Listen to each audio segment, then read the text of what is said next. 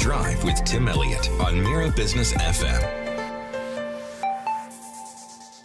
This is Mira Business FM. It's the morning drive. The UAE is pushing ahead with its clean manufacturing ambitions as Abu Dhabi prepares to host what could become the world's largest bioplastics facility. But replacing plastic is only part of the story. Without better organic waste collection and recycling systems, even the most sustainable materials could fall short of their promise. Is the country's infrastructure ready to keep pace? Some of the questions we're going to be asking and talking about with Francois Deby, who is the Chief Commercial Officer at Emirates Biotech. That's the company developing the landmark bioplastics facility. It's in Abu Dhabi. Francois, thanks for joining us. Thank you so much for having us, Tim. You're very welcome. Good to have you here. I'm looking to get an idea of, I guess, the vision behind some massive new facility today. First of all, though, why is this the right moment to build one of the world's largest bioplastic facilities here in the UAE? Well, actually, we're not really just building it to build it, but if you read the news, the newspapers, media, etc., you can see and read about climate change and the need to do and take some action about the changing climate. And in addition, you can read about plastics pollution almost every day, polluting our oceans, polluting the land. And the bioplastics facility we built, we will produce a product, a biopolymer, which will give some answers and which will help to relieve some of this environmental pressure. Building one of the world's largest facilities of this kind is, as you point out there, the subtext is this is a real statement of intent, right? What was the tipping point that made the UAE the ideal place, the ideal kind of manufacturing hub for this? Because this is sustainable production at real scale, right? Right. This is a big scale facility. This is a massive investment. This is not something which has done very often in the world before. So why in the UAE? Well, first of all, the UAE is one of the very few countries which has a very, very clear ambition. Vision 2031, going to net zero, reducing the impact on climate. That's one of the big drivers behind. The second big driver is the UAE really wants to be seen globally as a leader on many, many areas. They want to be a leader in AI, they want to be a leader in architectural buildings, in tourism, but also in sustainability. There's a clear expression from the UAE in their strategy, pronounced by the Sheikh, is to be a leader in the world. And this facility, this production plant, will actually help to achieve that goal as well.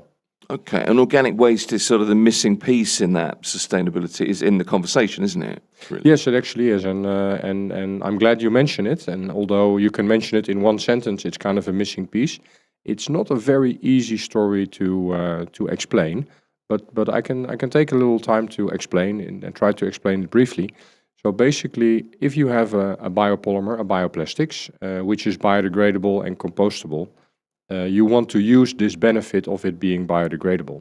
And if you look at the total amount of waste that we produce every day, around 40% of it is organic waste. And typically this organic waste is in contact with plastic products because, a lot of food is packed in plastic. Sure. So then later on to recycle this organic waste to something valuable, which could be compost, and to recycle this plastics to something valuable, you would need to separate them again. But in reality, it's much easier to just take the plastic and the organic waste and compost them together to make compost. But you need then, of course, a biodegradable polymer, a biodegradable plastics to facilitate this. Yeah, it's proper joined up thinking. It's joined up thinking. And this is a change in mindset, right? Because traditionally, people are thinking, okay, we have the plastic waste and we need to separate the plastic waste from all the other waste and then recycle the plastics mechanically to make new plastic products. That's actually proven to be very, very difficult and economically very, very challenging. Therefore, what we propose is a much simpler solution. Just collect all your organic waste, which is 40% of all waste. Make sure that you are using biodegradable, compostable plastics to pack your food. And the plastic waste, together with the food waste, organic waste, can be composted to yield very important compost. It all seems so simple. I mean, for industries reliant on conventional packaging, F&B, retail, whoever, how close are these new bioplastic materials to matching the cost, the durability, and just how legacy plastics perform? I mean, plastics are, in my view, actually a great thing for mankind. I mean, I don't think we could have an economy and a wealth in our economy the way we have now without plastics. I mean, we need plastics in medical applications. We need plastics to package our food in a safe way. You can't have cars or mobile phones or computers without plastic. So, really valuable need for plastics there. Having said that, I mean, if you have plastics in a car bumper, I mean, that car bumper will last for 20 years and it's really good use of your plastic. Sure. If you have a coffee cup, which is in plastics, or a single-use cutlery, which is in plastics, you're only going to use it once, and you still need it, because in some cases you just need those kind of things. Then you better make sure that these kind of plastics are not ending up in the environment and not polluting the planet. And that's where the biopolymers, the bioplastics come in. Yeah. No, you asked as well, Tim, about the how this compares to other plastics. So, of course, when you have a car bumper, you need it to last for 20 years. So you wouldn't make it from a biodegradable plastics. No. But if you have a knife or a fork or a coffee cup, which you only use like once, or a salad bowl to pack your salad in the supermarket, I mean, you need that plastic to do something for 1 month, 2 months, sometimes a week, sometimes 3 months, just the shelf life of the product. But then you want that plastic to go away, to fade away, to not pollute the environment. And the biopolymers that we will be producing, it's called a PLA bioplastics. This polymer has exactly that performance characteristics, delivering the performance needed during the time you need it, so during the shelf life of the product, during the user phase, but then afterwards being degradable and being able to kind of fade away. It's interesting to me that composting is back and back in such a big way, because it's something I grew up with as a kid. Our next door neighbour, he was a gardener, and his garden, it was in the lawn. It was just a fantastic thing to see. But at the end of the garden was a little compost heap. It was really tidy, but it was almost like a military operation to really make sure he was doing the best he could do. And we kind of lost that, I think, in the 90s and the early 2000s. So now it's back.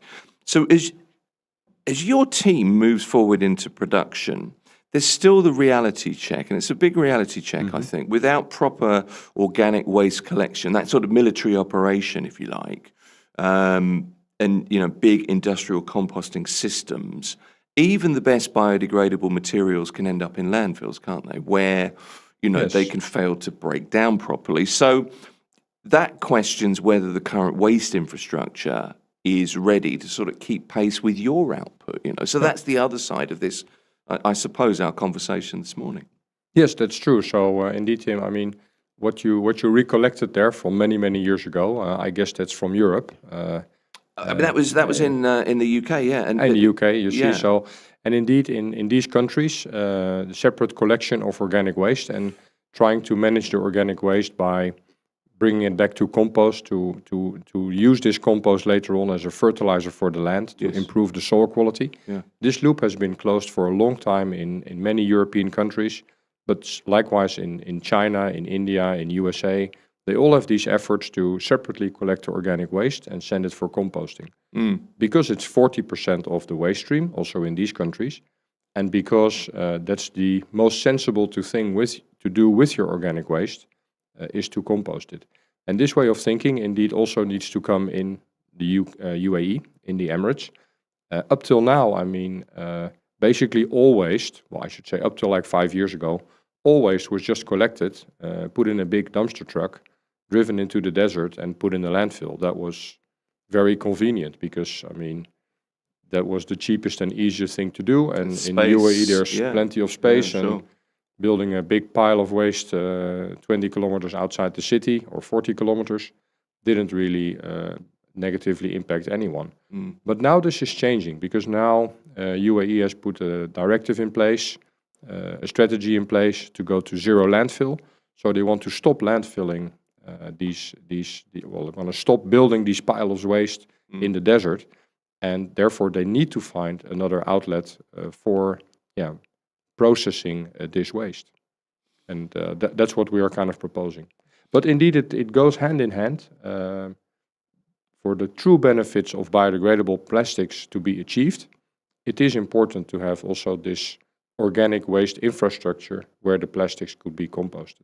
Yeah. I mean, building a business around compostable materials is a challenge, particularly when, you need to develop the separation systems, of course.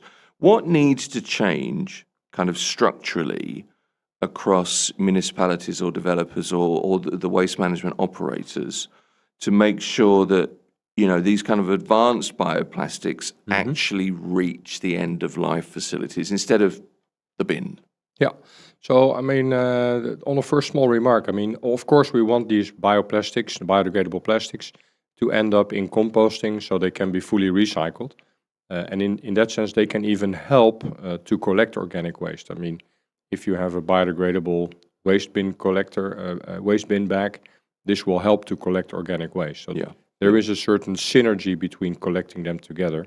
So they will stimulate each other for collection, which is a good thing. Even without these biopolymers being collected for composting, there is still some economic and environmental benefits. But the big benefit you indeed get if you get this infrastructure up and running. And now the question is how to get it up and running. Well, indeed, as in many, many other countries, I believe the government has to take a role to guide the public and the waste management companies towards this solution.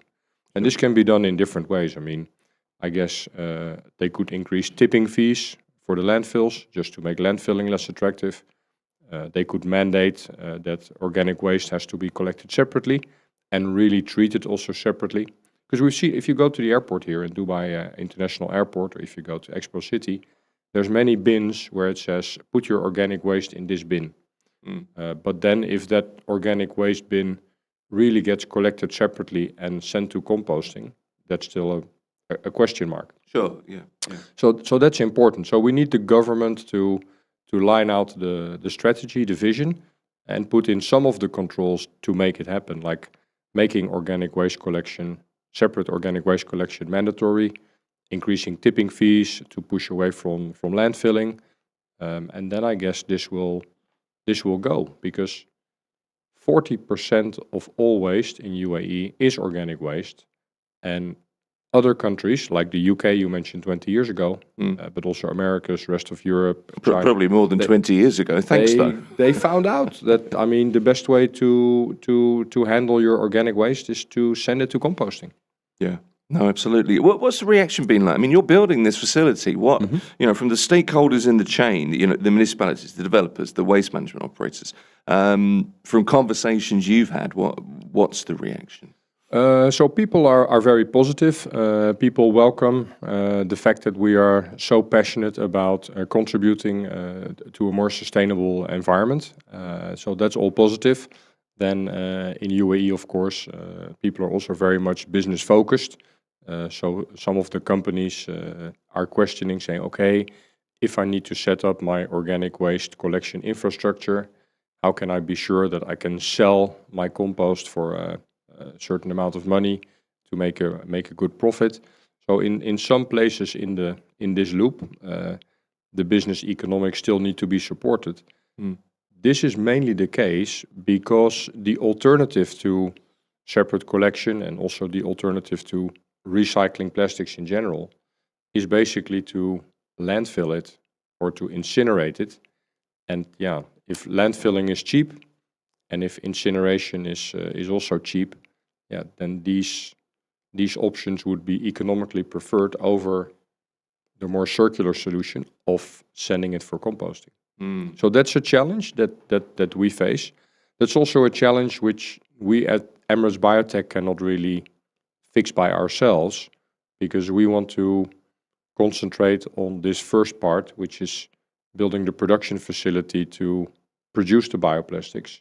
And we are not necessarily also a waste management collection company. Yeah, okay. But this is the initiation of change, isn't it? This is a point of, it's almost a point of reflection, because I always think if I go and buy a sandwich from a supermarket and it's on a compostable tray, the simple fact is I feel a little bit better about that. Yes, and honestly, you should, because there is a lot of environmental benefits for using such kind of materials. I mean, from the start, typically the bioplastics have a better economic or better ecological footprint. So typically the carbon footprint is a lot lower, or if we say it in layman's terms, it's a bio-based organic content, making it typically less harmful for you at the moment you use. I mean, some plastics are known that they are not so friendly with all the additives leaching out. Yeah. But big point is it's organic, it's natural, it's bio-based. So that's already a good thing at the start, which you immediately get the benefits from. And then indeed at the end of life, you know that your little tray to carry your sandwich will for sure not be floating in the ocean for 1,000 years. In the uneventful and undesired case, it would end up there. I mean, I'm not saying that a lot of people litter plastics, but sometimes when you put something in a trash bin, it could still be blown out by the wind, or there's all kinds of reasons why it ends up in nature. Yeah. And I mean, then it's just so much better to have a non-persistent plastic, a biodegradable plastics, rather than a very persistent one. I feel like in our conversation this morning, I'm kind of nodding, going, "Yeah, that makes sense." I can't find any anti-arguments at all. Is the pace of innovation in sustainable materials, it's a more broad question really, outstripping the systems needed to process them? I guess in a certain way, yes. I mean, because in our company we are extremely ambitious, and we want to really help the environment and help society to become more circular. And we're doing a big investment to build this factory, which is really a big commitment. And we hope that other people further down the value chain will join in making the whole thing more circular. But indeed, I mean, these also need to be convinced, and they also need to see their economic rationale of proceeding. Yeah. And we have good hopes that this will happen, talking to the different companies and stakeholders along the value chain. But it still has to happen. Like, for example, earlier this year, we gathered with quite a few people from the whole waste infrastructure value chain. So we had waste collectors, we had universities there, we had government officials, basically to talk about setting up this whole organic waste collection and composting infrastructure and try to see how we can make it work. We've reached out, for example, also to the University of Al Ain, just to prove that if you have organic waste together with the compostable PLA biopolymers, that this will actually break down to compost, and that this will yield a compost which is valuable as a soil improver. So we're doing a project with them, and we have different partners along the value chain, which are helping us to validate and to prove that their small step in this big circular economy is helpful. So you have evidence of that. So that's one stage in the chain, and then there is, in theory, there's real demand for this. There is real consumer demand. My guess is if you talk to 10 people, 9 would be, absolutely, of course I'd do that. There's always going to be the naysayer, of course. So what do people say to you? What is the consumer reaction to this? Because I guess you've researched that, you've surveyed that as well. Yeah. So we are of course business to business. So most of my interactions is with other businesses, people that pack food, brand owners, supermarkets, the big brands, the big retail chains, but also the big fast food chains. So I have lots of interactions with those. regularly we have also interactions with consumers.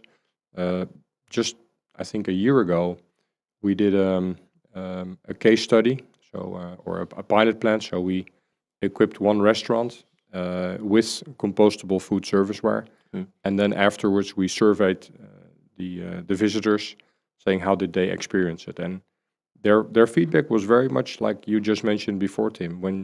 When you buy a sandwich and it's on a organic compostable tray, and your napkin is recycled paper, and your food serviceware is also compostable and organic, it just gives a better feeling, and people are very positive for this. So the demand is there. It's Demand is absolutely there. It's something that people want, and I guess would like to see. There are government mandates and all kinds of single-use cutlery, for example, plastic bags in supermarkets. We're all aware of that. What have been the biggest commercial and operational hurdles in building? This is a circular economy business. You've got to build this from the ground up. It's not as easy as it seems. Of course, it's not. No, it's a big challenge. So what we've seen, for example, in the Single-Use Plastics Directive, so certain products, if you make them from plastics, non-biodegradable plastics, they are banned in the UAE. So you can't have a plastic straw or a plastic knife, fork, or spoon or cup. So these are banned, and you need to look for alternatives. And one of the viable alternatives the government earmarked was the biodegradable, compostable PLA, the polylactic acid that we will be producing. So that's really great and a big support. But then, of course, we need two other things to happen, because we need the government to be very specific about how they will implement and enforce this ban. So I know they have announced it, but then they haven't really enforced it yet. So they're saying, okay, the legislation is there. It's been there now since 1st of January 2026. Now it's August. Actually, enforcement is not really there. So if you go to a small shop and you look at the plastic cutlery they are serving or using, they are not always using the compostable ones, just because there is no enforcement. So, okay, I'm just still using the old one because it's a little bit cheaper, and I'm just looking at my profit and not so much at the environment. I will stick with the existing solution. So that's hampering. So that's where we need a bit more support from the government, from municipalities, to basically enforce what they have defined as a directive. I mean, it seems as though it's not an official grace period, is it? I mean, that's clear. The ban did come into effect, but it's going to take time to filter down, I guess. It seems as though is the hope here that Abu Dhabi could be like a regional hub, maybe an international hub, I don't know, for bioplastics, for circular economy industries, because this is a launch pad to many other things, surely. No, exactly. And I mean, this is also what makes this project very interesting for the UAE, because this project is not only going to be built just for the UAE, but we will also build to export a lot of these products to other countries. Yeah. So that could be other GCC countries, Saudi Arabia, Bahrain, Kuwait, export to India, export to Europe. Why? Because, I mean, products made in UAE, they have a good quality standard and are well respected outside the UAE.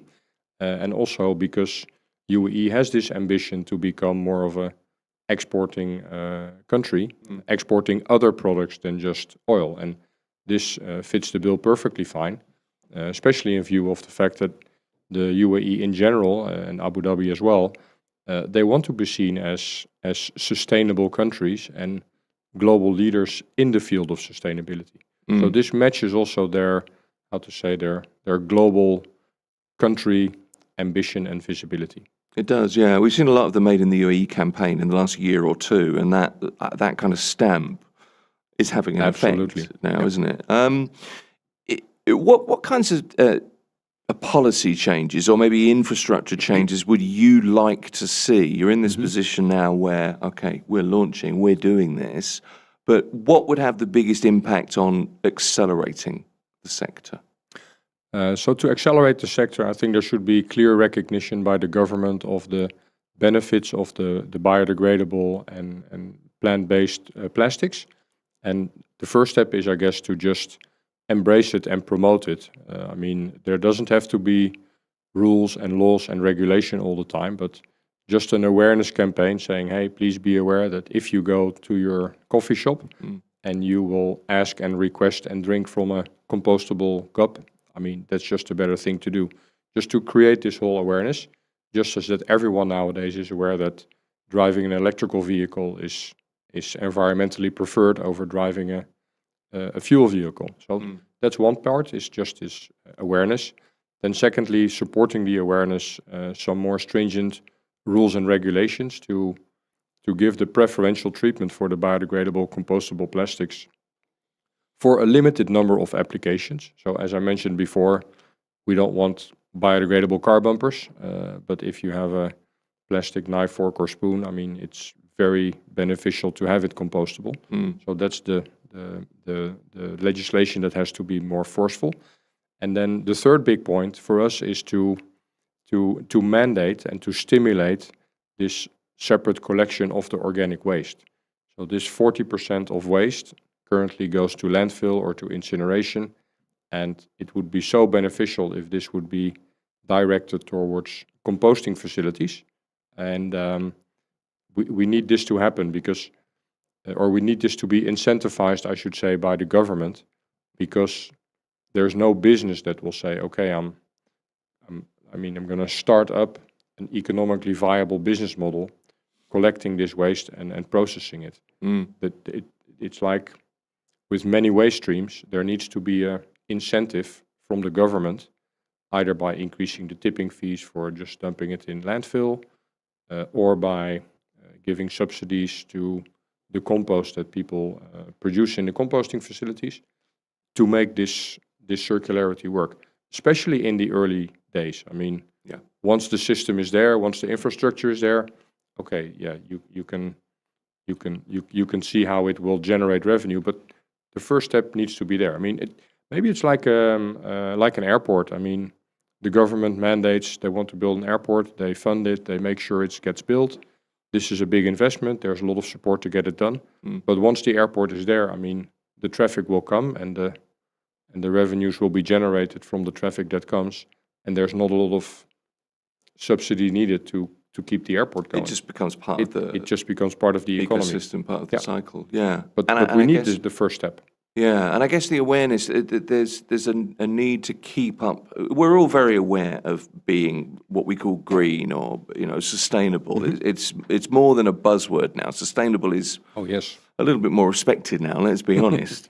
But to keep up the pressure of continually creating awareness and knowledge for people, so that it just becomes very natural to say, well, that goes in that bin, that goes in that bin. Absolutely, we're going to do it.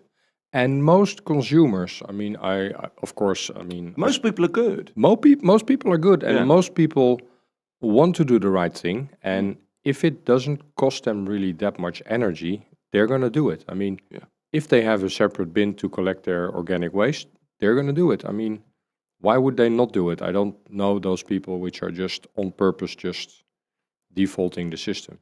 And everyone is aware, because you can read so much in the newspapers around pollution, about the need to be more circular, to be more sustainable. So everyone wants to do the right thing for the planet. I don't know that many people which are just inherently destructive or want to be destructive to the planet. No, so people will do the right thing, but you have to give them the tools, and you have to encourage the possibility to do so. I mean, it must be easy for them as well. Exactly. That's the big thing, isn't it? Make this available to everybody in some way or another. Just a final question for you. What does success look like for this project? And follow-up questions to that: what could this mean for the industrial future of the UAE? Okay. Well, we have the ambition to build world's largest bioplastic facility here in Abu Dhabi, in KZAD, in the free zone. And what would success look like? Well, success would look like that Emirates Biotech achieves this vision to build this world scale, best in class bioplastics production facility, have it operational in 3-4 years from now, because the construction is still going to take a while. But then not only change the whole circular system in the UAE to be a more sustainable one, but also to showcase this change in thinking on a global scale, and to become like a best practice for other countries to see how they could tackle their waste problem. Because the UAE has a very unique situation. Currently, all waste goes to landfill, which is the worst. And they want to get rid of it, and they don't have all this already separate infra collection structure, which some countries have. So they can kind of start with a clean slate. Yeah, okay. And because they start with a clean slate, I think they can design it in such a way which will leapfrog many of the other countries, like the UK, like China, like India, on how they manage their waste. If they can be smart about it, the way they set up their systems, it could become the new global benchmark for managing your waste.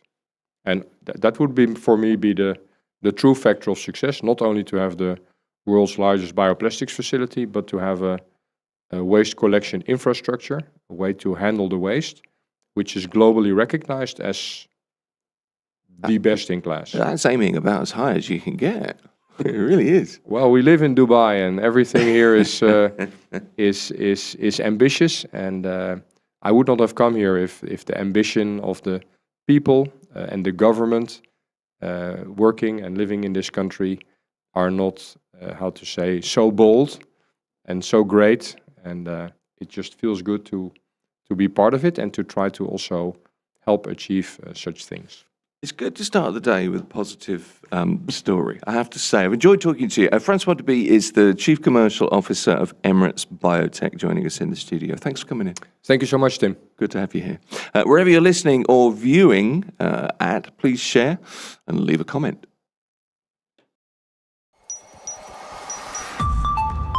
Mira Business FM, Dubai's home of business radio.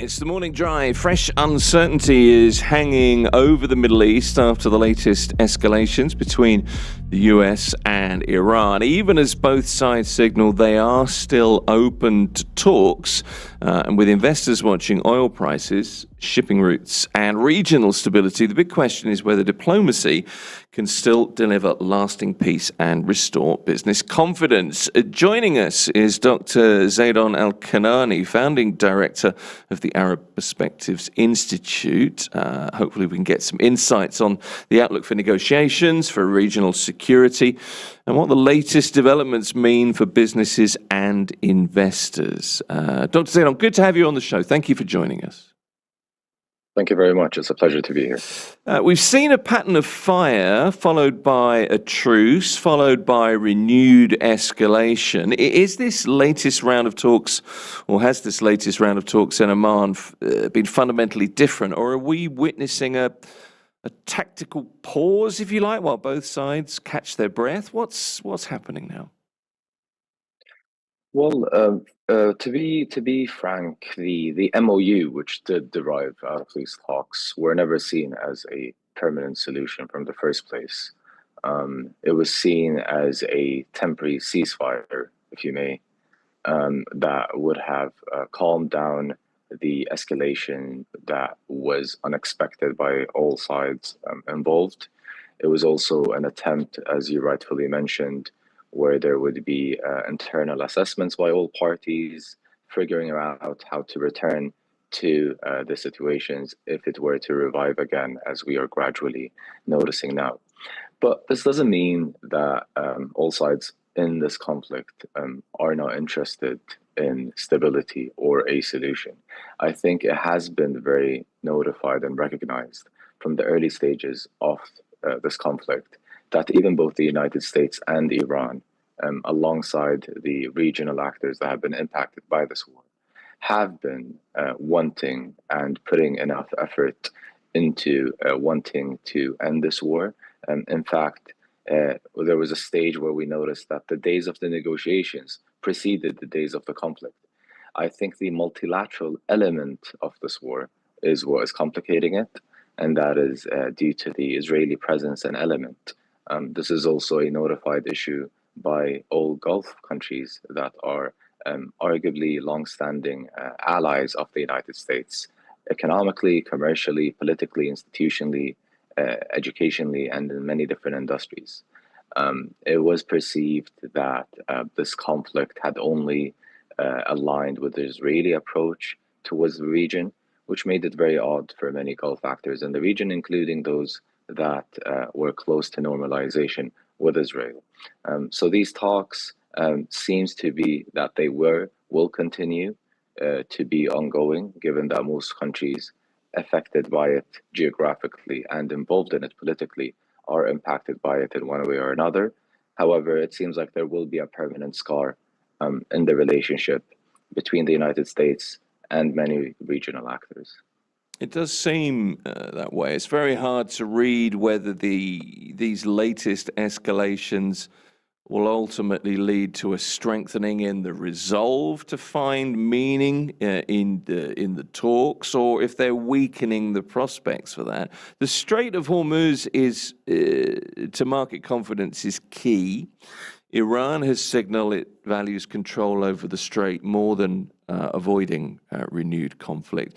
For a business leader in the Gulf, how do we interpret this? Are we entering a long-term era where maritime transit through the Gulf is permanently conditional? I think business investors wouldn't have to be concerned about the legal mechanisms that would erupt out of this war when it comes to the Strait of Hormuz, as much as policymakers would do. What this war has mainly conducted or created is that it has been transforming from something called the Iran war into the war on the Strait of Hormuz. And this comes as a sudden surprise by most parties involved, given that it was clearly not in the calculations of the US administration when they were imagining and planning for this war. It was also not in the calculations of many Western allies that feel like they didn't put enough effort in advocating against this war for happening, similarly to the Gulf efforts that were attempting for this war not to happen, despite their share of differences with the Iranian government and regime. I can imagine that business investors would now want to look at already existing industries or emerging industries that would derive out of this conflict as a form of economic resilience. We've noticed throughout history, even particularly in contemporary history, that certain political crises, and not even necessarily wars in this type of scale, would allow many economic circles to notice gaps in the market that would be beneficial. I think finding alternative routes and trading routes for businesses to survive isn't a concern that would be a burden on the shoulders of business investors. That is a concern that will have to be dealt with policymakers. Reports do suggest that the conflict has, in the words of one report, irreversibly shaken the image of the Gulf as a safe harbour for international capital. How do you read this? From your perspective, is this just a temporary reputational dip, if you like, or are we seeing a fundamental shift in how global investors view the risk premium of being based in the Middle East? Well, I think many countries have picked themselves up from much more complex and intense economic crises in the past. One cannot forget that this is the very same global economy that has survived the global financial crisis. It's the same global economy that survived the economic crises that many European economies faced following Brexit. This is the same global economy that has survived and bypassed the consequences of COVID-19. A lot of people would obviously counter-argue this point that we didn't necessarily survive. Inflation has become enormously difficult, and it has only made it even harder to many low-income and low-middle-class income communities around the world. Even this part of the world has dealt with its fair share of many political developments throughout its contemporary history.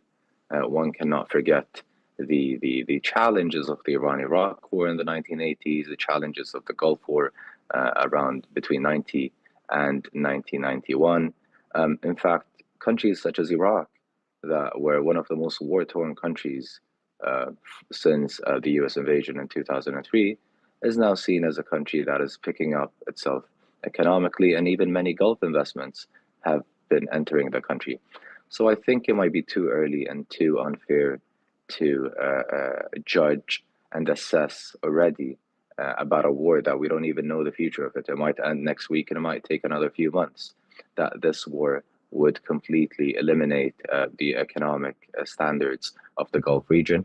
We also have to keep in mind Gulf countries are 6 different polities, 6 different sovereign states with very diverse economies, very different geographical sizes, very different interests in their investments in natural resources.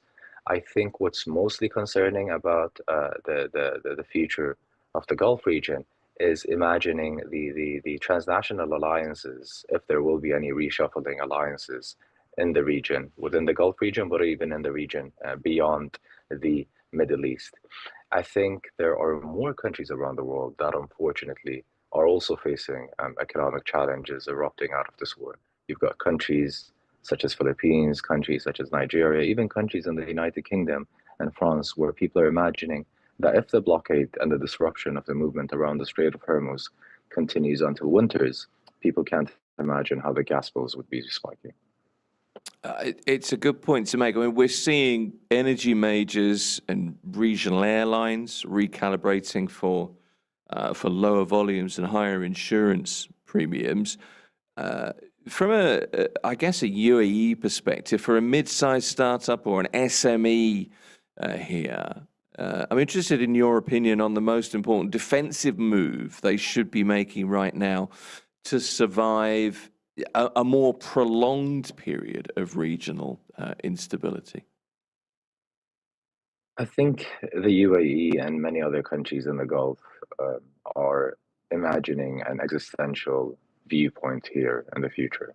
Now, if we were to take a step back, and as previously mentioned, the Gulf have had their share of differences with Iran throughout history, with some countries having to improve its relations in a much more direct way, and others keeping it stalled in a different way, despite having some strong economic relationships and investments from and to Iran, in the case of the UAE and Iran today, which is why many of the Iranian attacks against the UAE came as a surprise for many economic analysts, given that Iran has some of its largest assets outside the country within the UAE financial sector.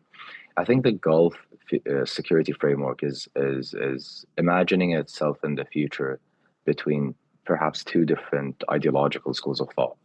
But before looking at that long term, we need to imagine short term, is that most Gulf allies are supporting the idea of an urgent solution and an end to the war at any cost. And then we might derive into looking into these diverse approaches, where some might be promoting a stronger ideological school of thought, referring to the deterrence camp, which is closer to the UAE approach, could have been closer as well to the Saudi Arabian approach, but the Saudis may have moved towards some form of imagining better tools of diplomacy, given the mistrust towards the US. As previously mentioned, many of these Gulf allies believe that their long-standing relationships by the United States, economically, politically, and militarily, hasn't been recognized enough when this war was conducted. And then you've got the other school of thought within the Gulf, which is closer to the Qatari and the Omani school of thought, which wants to promote diplomacy as a final and permanent solution in this regional neighborhood, which includes themselves and Iran. However, what's even complicating that school of thought, and there has been public statements by the Qatari Foreign Ministry and by many countries in the region, even beyond the Gulf, that have advocated for the importance of mediation efforts, is the continuity of the Iranian attacks against these countries, despite claiming that it wants to build permanent brotherly, quote unquote, relations with these countries. The issue we have here is that Iran views these countries as part of an overarching pretext of US influence in the region, which is why we're imagining that it will be leaving a permanent scar in the relationship between both Iran and the Gulf. Hence, it'll be very difficult to imagine that the permanent relationship will survive and be sustainable. In your research, Dr. Zainon, you've looked at how nations try to keep economics separate from politics. Given this current crisis, to what extent can the private sector in the Gulf decouple from the geopolitical shocks that we have seen and are continuing to see? Or is the integration too deep? The integration is certainly too deep institutionally if we were to look at it in the short term. But in the long term, I think there will be a lot of strategic evaluations. I think what will be noticed is that once notified that this was a part of the region where there was a strong focus on natural resources on one hand, but also a strong focus on sectors such as tech, AI, edtech, entertainment, the sports industry, tourism, culture, and arts. And it should continue to put these efforts into it, given that this war shouldn't, and we never hope for it to continue and last permanently. But I think there will be now a very strong focus into integrating and implementing geopolitical security frameworks into these fields. We've already noticed a strong interest by many of these Gulf countries in investing in private educational institutions that would teach international relations, politics, military studies. I think what we are imagining now, especially given that there are many political elitist conversations, and some of them have been perceived by the regional media, is that many of these Gulf countries now are imagining a future a relationship between an imagined political community that unifies the GCC.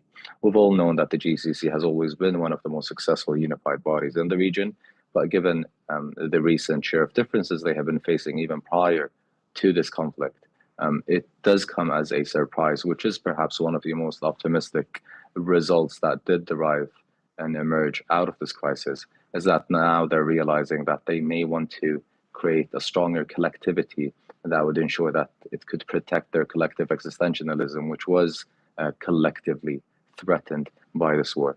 I think many multinational companies and strategy houses will now feel more confident in pitching ideas about how to support and enhance these countries' risk assessments and risk preparations and frameworks and institutional muscles when it comes to their geopolitical security frameworks. The headlines focus on oil strikes, oil prices and military strikes. What's the silent economic impact that you're tracking? Is it a drop in FDI? Is it perhaps a change in, I don't know, the talent migration patterns that have historically fueled the growth in the Gulf region?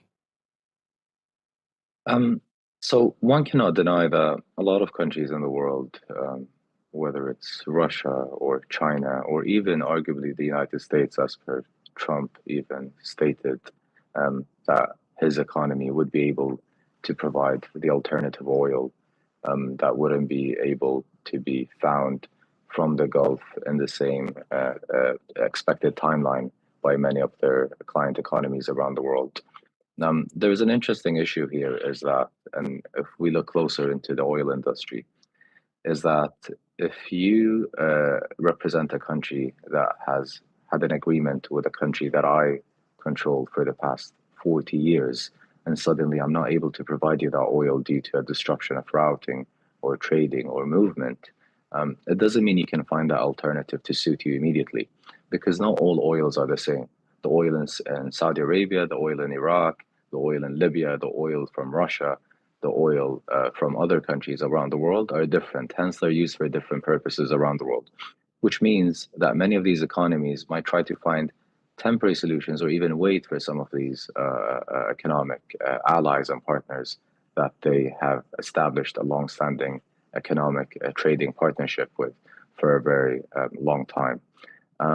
We can also imagine that there might be other businesses and there might be other economic inventions that might erupt out of these conflicts. There might be industries that will be discovered.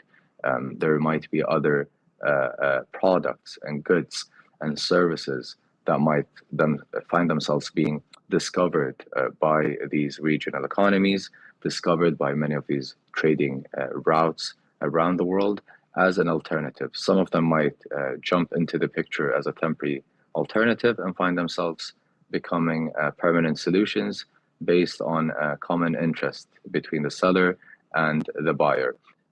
This might be a very optimistic point of view, but one cannot deny that many of these crises in history, in contemporary history, especially in this part of the world, has been the perfect opportunities for business investments to notice new elements that could benefit their business and economic relationships with the agencies they deal with in the countries. So with that in mind, what signals should businesses be watching in the coming weeks? Alternative services and goods that could be delivered that weren't be able to be delivered. Alternative routes to the Strait of Hormuz, which do exist around the Sea of Oman, around the Red Sea next to Saudi Arabia. There has been a lot of discussion about a route that connects movements between the GCC, Iraq, Syria, and Turkey. Obviously, it wouldn't fill the gap immediately. The global economy's 20% reliance on the movement on natural resources has been through the Strait of Hormuz. So neither the economy of this region or the rest of the world will be able to fill that gap immediately. However, if the crises were to be continued and the disruption of the movement of goods and services to the Strait would be continued and impacted by the continuity of this conflict, alternatives will be discovered in one way or another. That's always been the case in world history, where the consequences of political developments, if it were to be permanent, it does not mean that the economic consequences were to be permanent. There will always be an alternative solution that will fill it. Can I ask you for an opinion, I guess? Project our situation 6 months from now to, let's say, the new year, into January 2027. What seems to you to be the most likely reality? Are we living with a manageable tension, or should businesses be, stress testing balance sheets for a not quite such an agreeable scenario? I think, and this perhaps will make it easier to look at it from a distance for many business investors, is that the current level, the current military level, the current status quo, the geopolitical status quo of the conflict as it is today wouldn't continue. The United States cannot afford it. Iran can't afford it. Even Israel, that has been very open about wanting to continue this conflict, regardless of the U.S. approach, regardless of the progress between the U.S. and Iran talks. The current status quo of this war wouldn't continue as it is, but I think the regional rivalries led by both Iran and Israel, as an attempt to proclaim their positions as regional powerhouses, would continue, which means that it will be a huge difference between the implications to the micro level and macro level businesses and economic opportunities in the region. Do I believe that they will be able to revamp themselves and integrate and adopt into the new situation to ensure that business as usual would continue, but in a much different way? Yes, certainly. I think the region has faced bigger economic consequences and challenges, including the global economy, many decades before. Dr. Zainon Al-Kinani is the founding director of the Arab Perspectives Institute. I must apologize for our delay in getting to you this morning, Dr. Zainon, but we did get there in the end. Thank you very much for joining us. Thank you, sir. Appreciate it. Have a good one. As always, don't forget to like and subscribe for more interviews like this from Mira Business FM. Mira Business FM, Dubai's home of business radio.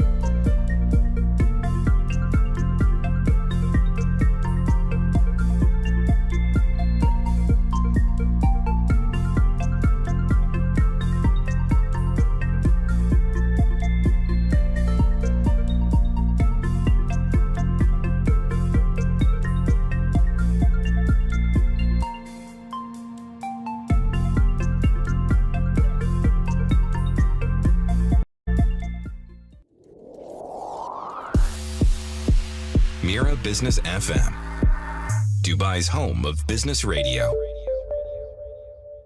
This is the Morning Drive. It is Mira Business FM. Time now for our weekly look at gold and silver and platinum and palladium and precious metals with our precious guest, Jeff Rhodes, who is back from the UK. See what I did there? The combination of the preciousness?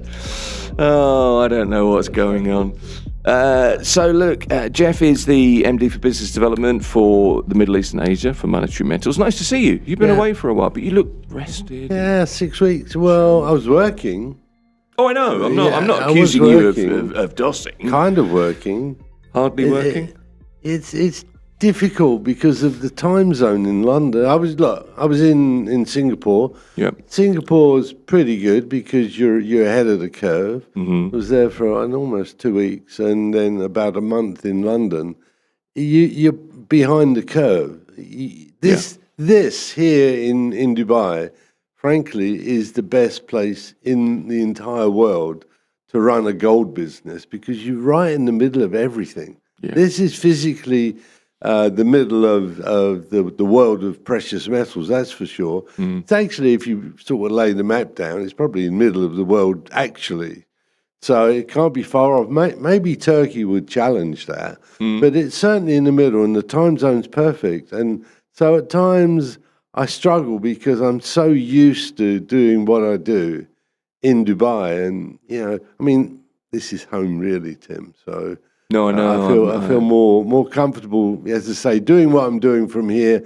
I feel in control. Not that I'm in control of the gold market, but I feel as though I know what's going on at any one time. I look at you as the man in charge of the gold market. For your track record over the last 9 or 10 months that you've been coming in here, we've yet to catch you out. But that's my aim in life. Catch me out. It's my mission. Yeah. Join the club. Yeah. It's nice to see you. Good to have you here. I did want to mention the World Cup very quickly because I know you, obviously you're a football fan, and we saw a World Cup final of sorts. Weird. I thought it was a very odd thing. Just generally though, tournament, big deal for the world. It was wonderful. I have to say, there was a lot of concern. You had US, Canada, and Mexico. There always is at the start. There was. Yeah. But the way it was delivered and the stadiums.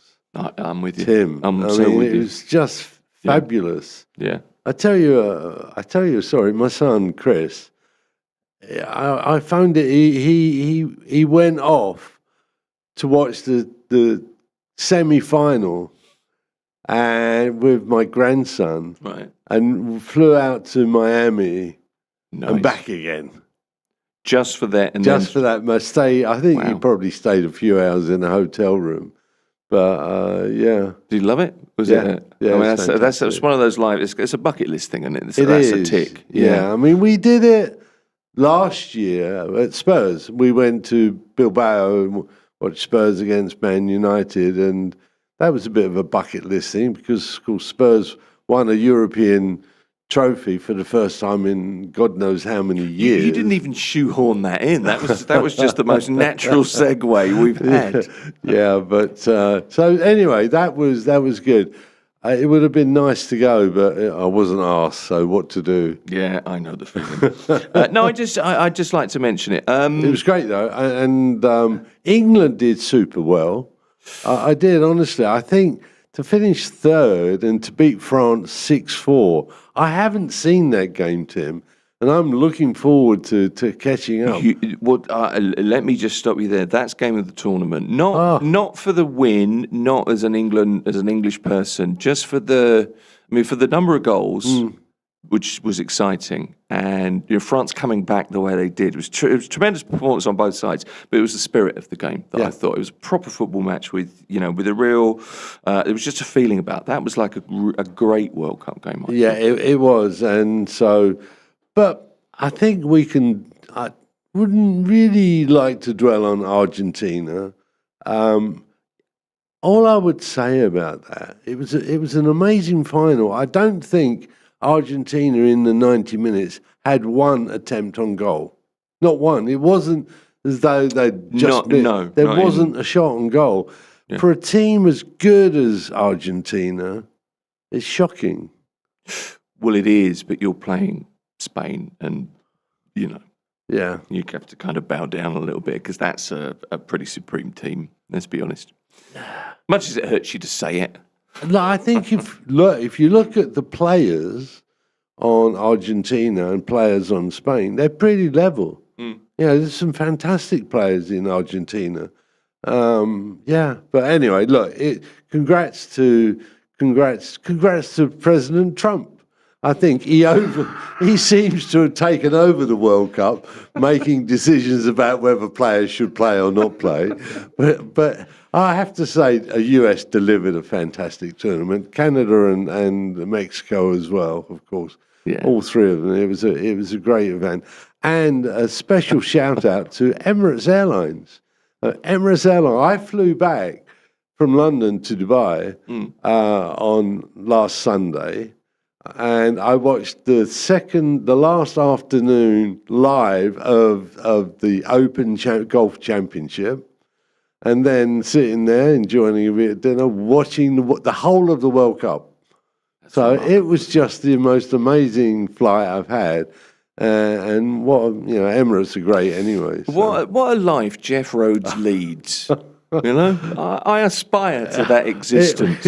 I have to say, it was a pretty amazing experience, really. So It was good to have you back. thank you. Let's talk about precious metals. 'Cause that's Why why not? we invite you here. Well, partly why we invite you here. Bit of a comeback this week, I think. Gold, silver, platinum, palladium.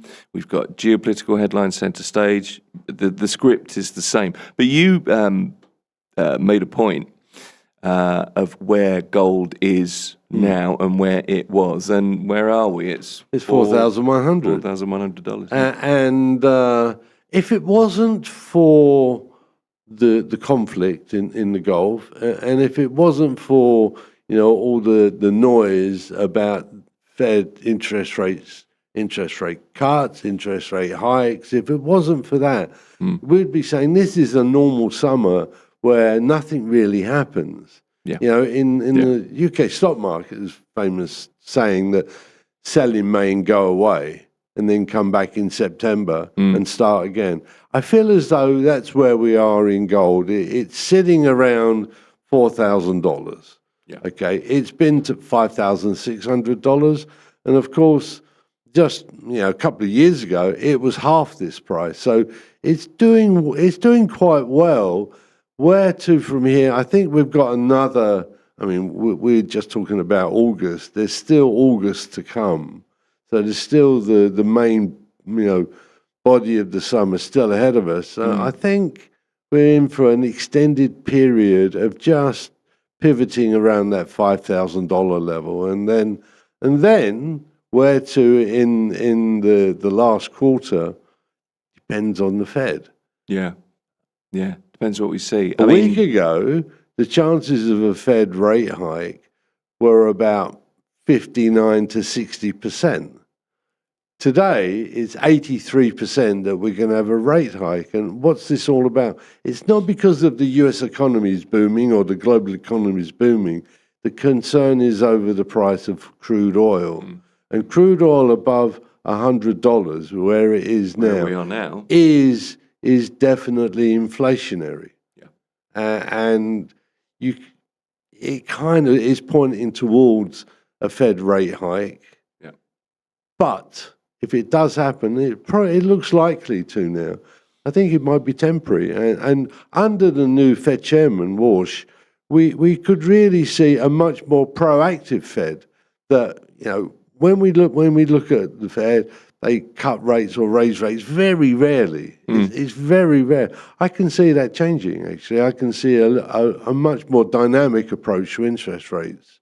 So changes. Is that political pressure you see? I mean, that's definitely the main component, Yeah, isn't it? look, I think it's well known that President Trump would like to see US interest rates at 2%. Yeah. And there's no doubt that if you had dollar interest rates at 2%, that is actually good for inflation, i.e. it lowers inflation, because what is your biggest cost? You and me, everyone else in the world, it's their mortgage. Yeah. And if you have a lower rate of interest on your mortgage, that's actually not deflationary, but it's very positive for the economy because you can spend that much more money on growing the economy. So I do believe an approach of low interest rates is very positive and very productive for the world. Will we get it?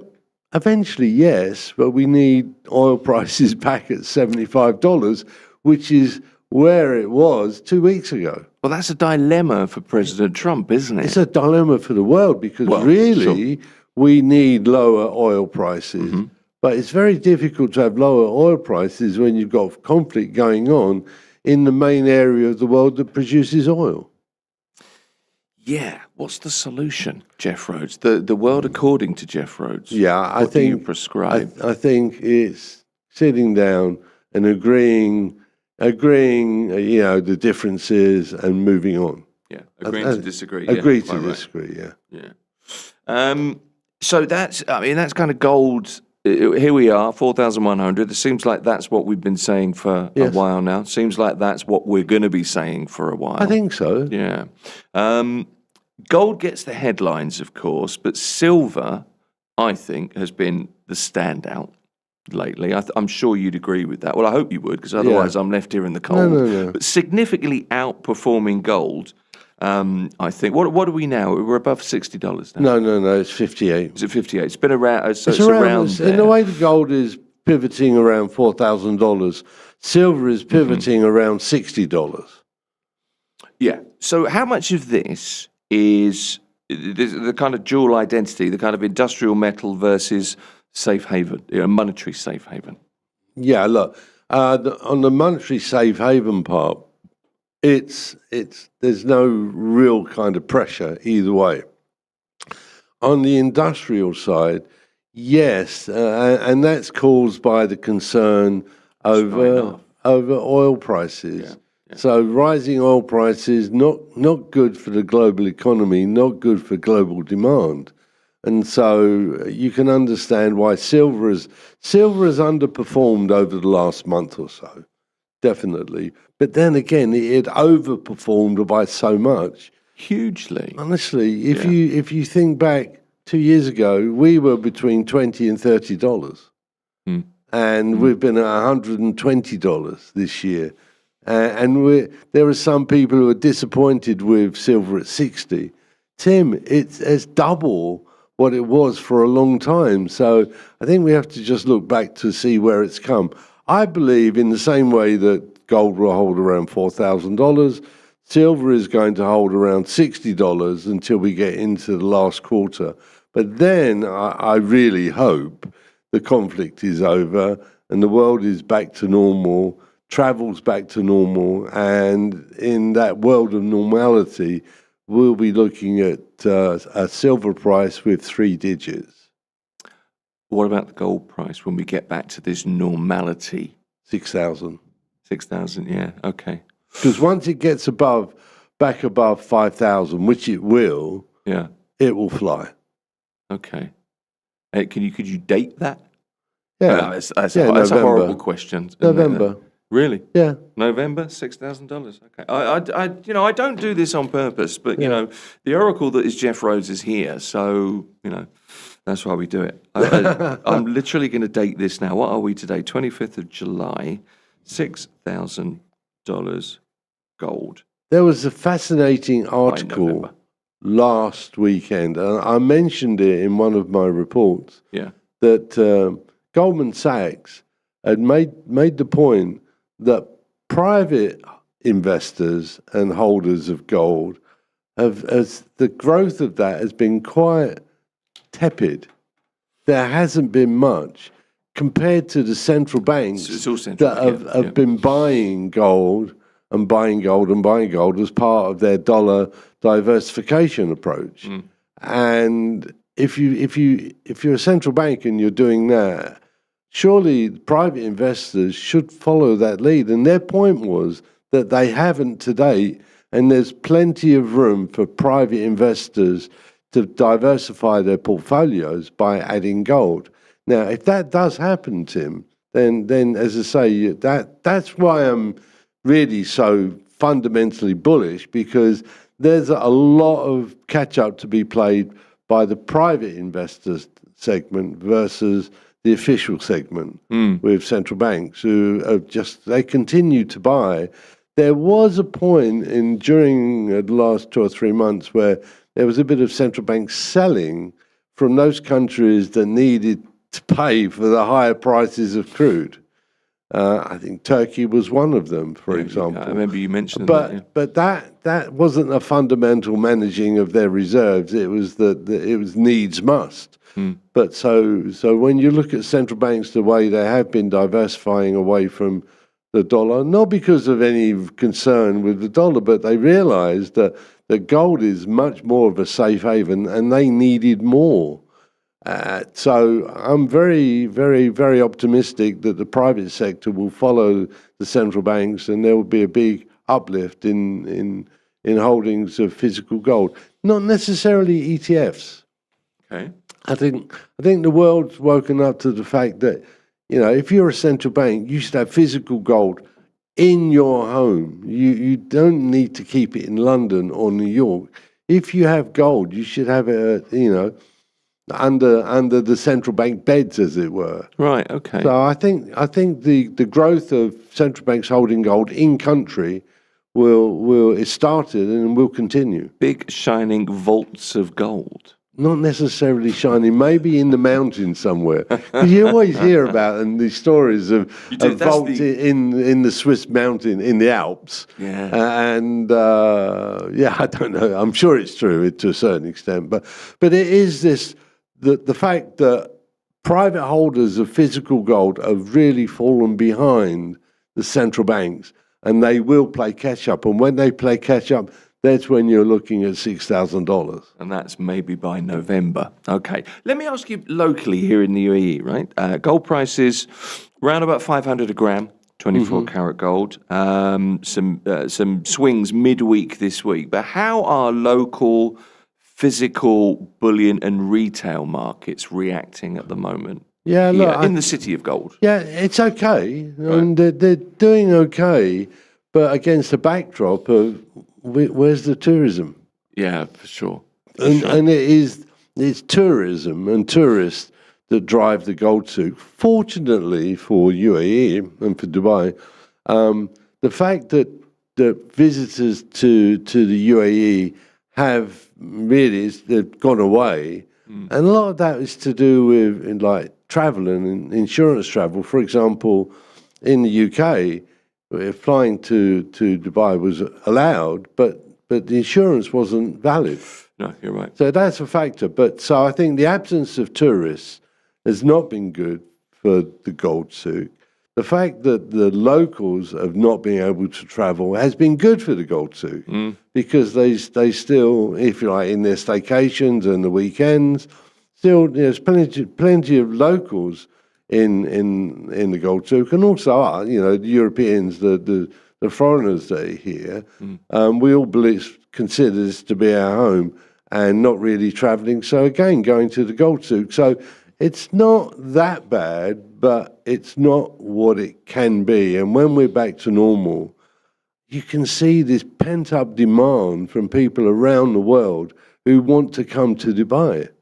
And when they come to Dubai, see, this could all happen in Q4. This is why I think we could see a real boost in physical demand in the gold souk in the last part of this year because the tourists will be back. Well, this is the thing. It's almost like there's a pressure cooker effect, and it's just gonna. Correct. I mean, you would. I hope it in a good way that's what we're going to see. It's just going to be. I'm sure we will. September. Really, onwards. I'm very, very optimistic. You know me well enough now. I'm a very kind of positive person. I always look for the best in everything. You're very bullish by nature. I am, actually. I'm certainly when it comes to gold, but I'm very optimistic about what's going to happen in Q4. I think it could really be bumper time. That's not a bad way to be. It's not a bad way to live your life, I think. Let me ask you, look, we're in a quiet time now. Summer's obviously a quiet time. August is yet to be here, right? So for investors and for traders, have you got a rule of thumb, kind of a risk management rule of thumb for navigating, the metals market? Any advice? Really? Yeah, I'd say just kind of relax. Don't worry that gold's not really moving anywhere. Gold and silver not really moving anywhere. They will, but just take it easy. Accept it's the summer. Accept it's summer doldrums, but be ready to react. I think you have to be ready every day to trade. Get up in the morning and do your analysis and be ready to trade if the market moves. So always be prepared, Boy Scout. Be prepared. Yeah. Be prepared for the market, and because you never know when it's going to happen. Were you a Boy Scout? I was never a Boy Scout. I wasn't either. I was an altar boy. Ah, well, at least you joined a club of sorts, I suppose. Yeah. Just one thing, I before I forget, your report, I think it was it Wednesday? I think it was Wednesday this week, terminology of the day. I'm a fan of terminology of the day. I don't know, I feel like I learned stuff. But LAK. Black, yeah. LAKH, so LAK. Indian. Which, you hear that term a lot here. Indian term. I don't know if it's Hindi, I'm not sure, but it is Indian. Used by Indian people, and it's the term for 100,000, right? Correct, yeah. Often used for, obviously, financial, costs or cash and gold and silver, etc. But you've settled an argument for me. Why? Because I was arguing with a friend of mine. No, LAK's $1 million. I'm like, LAK's not $1 million. LAK's 100,000. Yeah. And then I start questioning myself. So this was literally last weekend, and you did this. Sometimes the universe lines things up. So I sent you a report. I haven't had a response yet, but I've won the argument. So thanks. Yeah, because in London, as growing up as a frontline trader in London, I told you before, I was always good at silver. I made a lot of money in silver. But when you traded, professionals trading with each other in London, you would be buying and selling LAKs. You use that terminology. I didn't know that. Yeah, so I'd say, what's your price? Blah, blah, blah. You go, okay, I'll sell you 1 LAK. I'll sell you 2 LAKs. In London. I didn't know that. Yeah. I thought that was just, I've heard the term a lot here. Yeah, no, that is the terminology and the professional dealing amount that it was accepted between dealers that you could do automatically was 1 LAK. If you wanted to do more, it was a matter of negotiation. But normally you say, okay, I'll sell you 1 LAK. I can do more. Okay, I'll sell you 5 LAKs. And that is... So 5 LAKs is $500,000. Yeah, but that's a big trade. It will, yeah. Look, a big trade is probably $250,000, but 100,000 box standard trade between professionals in the international bullion market, but particularly in London. 1 lakh of thank yous, Jeff, for being here this morning, I have to say. Jeff Rhodes is MD Business Development across the Middle East and Asia for Monetary Metals. Nice to see you. Thanks, mate. Appreciate it. In case you missed it, we're bringing together 2 conversations on how travel trends are changing for UAE residents, from the growing importance of travel insurance to the rising demand for experience-led holidays. What is shaping travel decisions this summer? I've been speaking with Shrikant Pillai of the Continental Group and Frederick Boas, who is the Chief Operating Officer of the Pulse Group, about shifting traveller priorities, evolving holiday destinations, and how the tourism industry is adapting to changing consumer expectations. You can catch the conversation across Mira Business FM platforms. Mira Business FM, Dubai's home of business radio.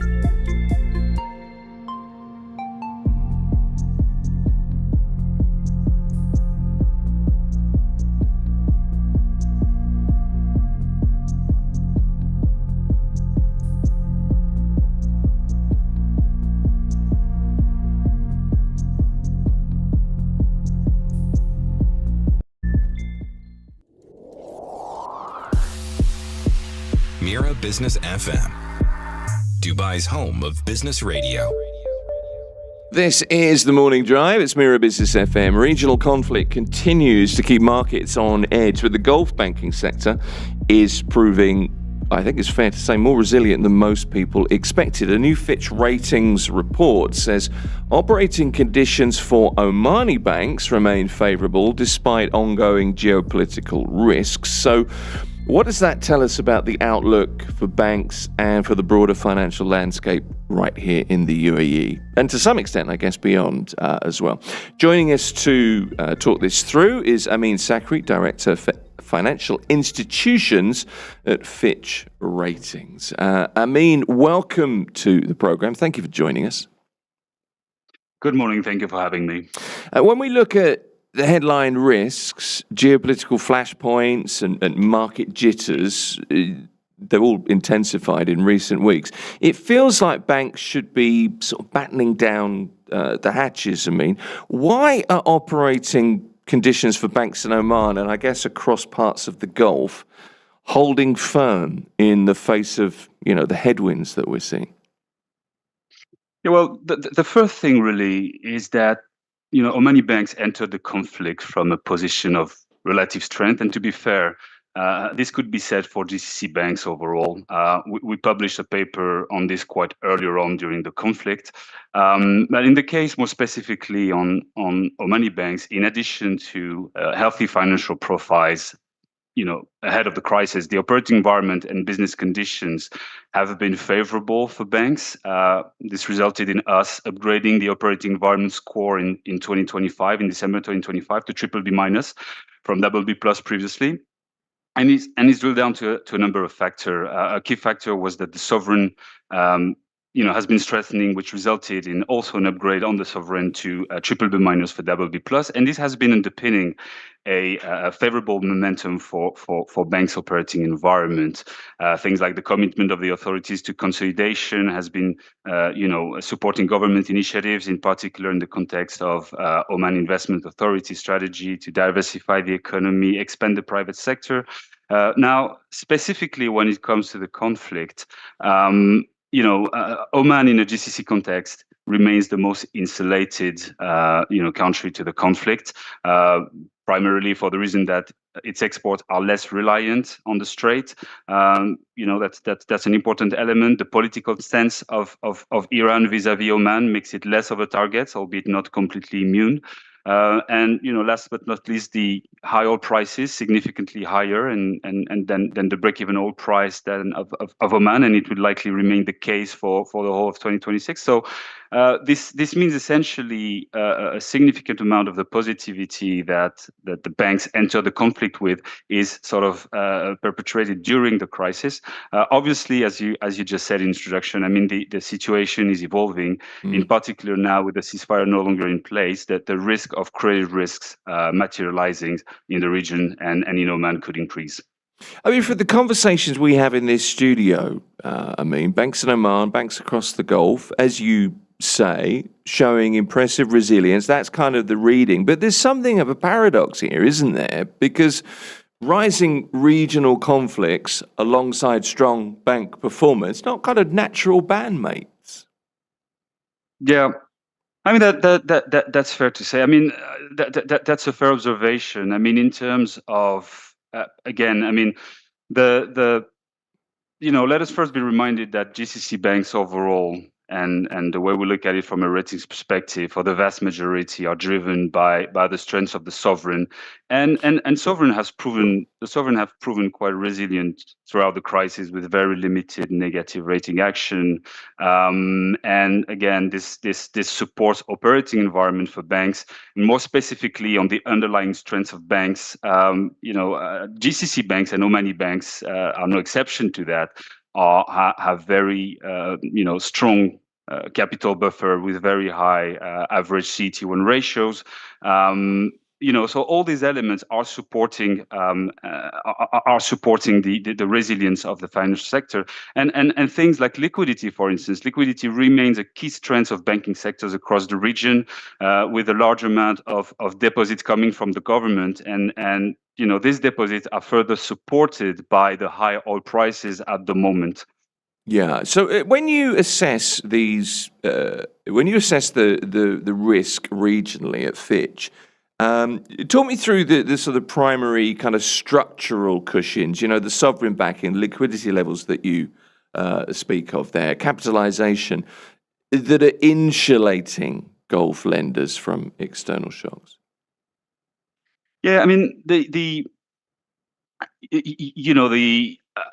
as I was saying earlier, I mean the strength of the sovereign is really key in the region. I mean, we have the vast majority of the rating that are being supported by that. I mean, when you're looking at liquidity factors, for instance, you have around 86% in Oman of the banking sectors that is funded by deposits, which is quite significant, and a third of that is coming from government deposits. And the important element also is that the domestic funding for most of these sectors is quite significant, which means that they're less prone to suffer deterioration in investor confidence coming outside of the region. Oman holding steady. The UAE banking sector, where we are, operates at a different scale, different velocity. There's some heavier exposure to real estate, trade, international capital flows. How directly does the resilience in Oman mirror what you see in UAE financial institutions at the moment? Yeah, I mean, it's fair to say that across the region, financial institutions have been resilient, as you just pointed. The UAE, is no exception to that. But I guess the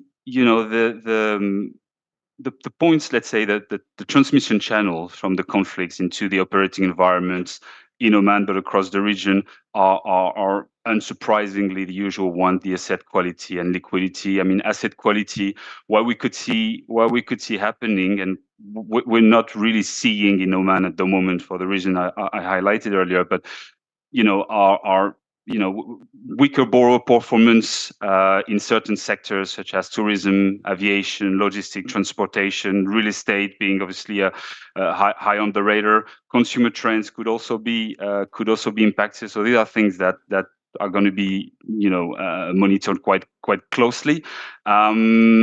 And on the liquidity front, it's also an important transmission channel. But as I said, it remains a strength of the sectors. And at the moment, absent a significant escalation of the conflict, which is not really as the base case we're working on, the impact from this transmission channels should be fairly contained in the medium term at least. Okay, it's good to you don't work on the basis of an escalation as the base case, which is good to hear. But how do you evaluate how banks have perhaps changed or adapted the way they assess risk since the recent escalation that we've seen? I mean, since the recent escalation, I mean, it's very short dated. We're looking at a couple of weeks horizon, so it's a bit difficult to have a live assessment of that. But certainly, banks in the region are in nature quite conservative and adaptable in the way they assess their risk. I mean, we've seen that in recent crises, in recent years during COVID, the way they have bolstered their provisioning levels. They've taken judgmental provisions on key sectors of the economy that are most likely to be impacted. Provisionally transferred some exposure to the stage 2 categories, which means that there could be some impact on the P&L. These are the kind of sort of precautionary measures that could be taken. But this is definitely something that's going to be high on our radar screen in the coming weeks. Oil prices above the $100 a barrel at the moment. I mean, stronger oil prices, even to the most basic economists, that includes me, offset some of the economic risks that banks face in the Gulf, of course. You're absolutely right. I mean, and as you just highlighted, yesterday it crossed the symbolic mark of over $100 a barrel. And our forecast is that oil price will remain elevated for the whole of 2026. I mean, we're forecasting on average a barrel at $87, which is above and sometimes quite significantly above some of the break-even oil prices for sovereign in the region. So here again, I mean, that will support buffers at sovereign level and will benefit banks as well. More broadly, what gives the confidence? What's your view on the confidence that the banking sector can withstand, perhaps a prolonged uncertainty period, geopolitically? Yeah, I mean that's sort of the $1 million question, and It is. That it is indeed, and that very much depend on the length of the conflict, the magnitude of the conflict, the nature of the conflict, and at this point, it would be very hazardous to make some prediction in that respect. I mean, our publications have been clear about the fact that banks, as things stand, and if the conflict is not significantly protected, doesn't out of proportion, have sufficient capacity to weather the current war as things stand. A significant escalation of the conflict, a significant prolongation of the closing of the Strait of Hormuz, for instance, are elements that are going to be high on our radar screen and things to watch, and that could have an impact on the positive momentum for Omani banks, for instance, the stable rating for some of the sectors in the Gulf. So these are things that definitely are high on the radar. Let's just look ahead to the rest of the year. I apologise for the crystal ball questions, but your opinions, your thoughts are interesting. But what's the core factor that could test banking resilience in terms of, a shift in global interest rates, oil price volatility, or something else entirely? Yeah, I mean, the obvious one really at the moment, now more than ever, is the geopolitical risks. Sure. I mean, it's always been sort of the nature of the region, but I mean, the crisis we're going through at the moment is it is what it is, and the fact that banks have proven resilient in the first half of 2026, that could continue in the second half. But here again, it very much depends on how the geopolitical risk materialize and how the war evolves. Final question for you, and this is for investors, for financial executives, really, for anybody listening or watching, here in the UAE, in the region, how. When it comes to interpreting a Fitch outlook, if you're thinking about your portfolio positioning or you're thinking about your balance sheet, how should they interpret the outlook right now?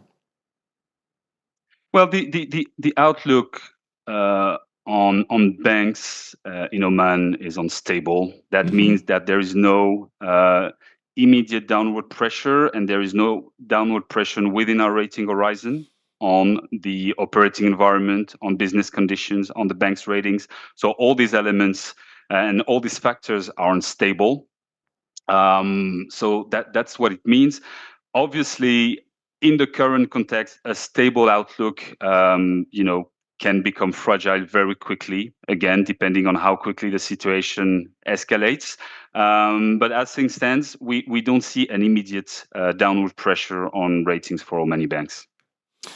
Good to hear from you. I know I'm asking speculatory questions, but it's always good to get your opinion and good to talk to you. Amin Sakri is the Director, Financial Institutions at Fitch Ratings. Thank you again. Thank you very much.